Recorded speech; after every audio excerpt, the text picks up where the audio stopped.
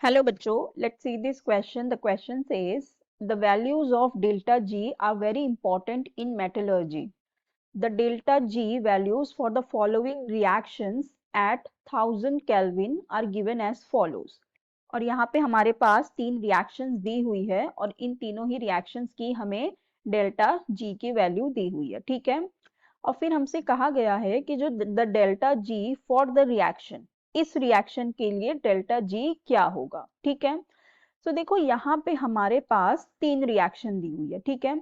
तो हम इसको कहते हैं ये हमारी रिएक्शन 1, ये है हमारी रिएक्शन 2 और ये है हमारी रिएक्शन 3, ठीक है। लेट्स से ये हमारी first, second and third reaction है। अब हमें डेल्टा जी की वैल्यू फाइंड आउट करनी है इस रिएक्शन के लिए, तो लेट्स से ये हमारी रिएक्शन 4 है, ठीक है।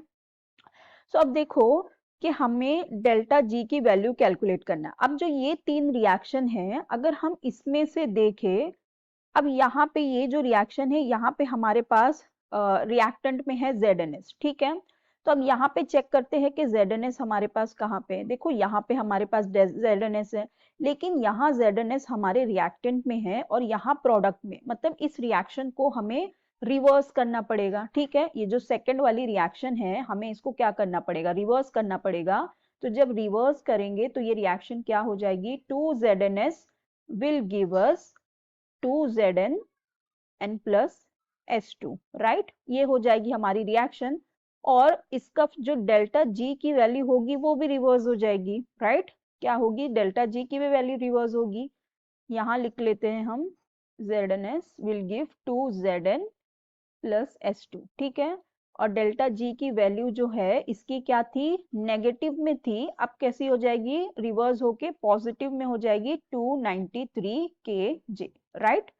अब नेक्स्ट हमारे पास हमें चाहिए क्या, O2। O2 तो देखो दो रिएक्शन में है, हम ये देख लेते हैं। यहाँ पे हमारे पास है ZNO, ठीक है, और प्रोडक्ट में है और यहाँ पर भी प्रोडक्ट में ही है, ठीक है। तो अब ये वाली रिएक्शन हम ले लेते हैं क्योंकि हमें ZNO चाहिए, ठीक है। तो ये है ZNO, 2Zn plus O2 gives ZNO, ठीक है, 2ZNO।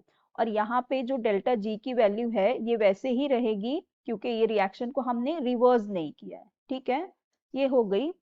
फिर थर्ड जो हमें चाहिए SO2।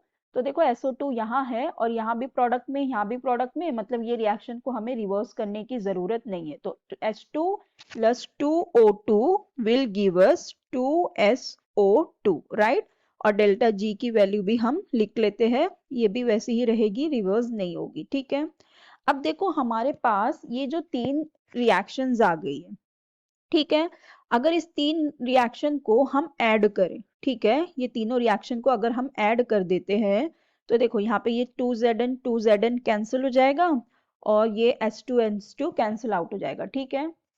अब देखो यहाँ पे बचा क्या कि 2ZnS प्लस यहाँ पे 1O2 और 2O2 कितने हो जाएंगे, 3O2 will give us 2ZnO n plus 2SO2, ठीक है। अब ये जो देखो रिएक्शन हमें आ गई, this is similar to this reaction, reaction 4 हो गई हमारी, 2ZnS प्लस 3O2 और 2ZnO और 2SO2। तो मतलब ये तीन रिएक्शन को जब हमने ऐड किया तो हमें रिएक्शन 4 मिल गई। तो अगर इन तीनों के डेल्टा जी की वैल्यू को अगर हम ऐड कर लेंगे तो हमें इस रिएक्शन की डेल्टा जी की वैल्यू मिल जाएगी, राइट। तो हम इसको ऐड कर लेते हैं तो हमारे पास क्या हो जाएगा, delta G of this reaction will be equal to, ये है हमारे पास 293 प्लस -4800 प्लस -544, ठीक है। सो जब हम इन तीनों को ऐड करेंगे तो हमारे पास आ जाएगा -731 किलो जूल्स, ठीक है। तो हमारे इस रिएक्शन की डेल्टा जी की वैल्यू हमें मिल गई -731 किलो जूल्स। तो हमारे ऑप्शंस देखते हैं, ये रॉन्ग हो जाएगा, यहाँ बी में हमें यही दिया हुआ है तो बी हमारा करेक्ट आंसर हो जाएगा, बाकी ये सारे रॉन्ग हो जाएंगे। सो हमारा करेक्ट ऑप्शन हो जाएगा option B. So I hope you understood it well. Best of luck, thank you.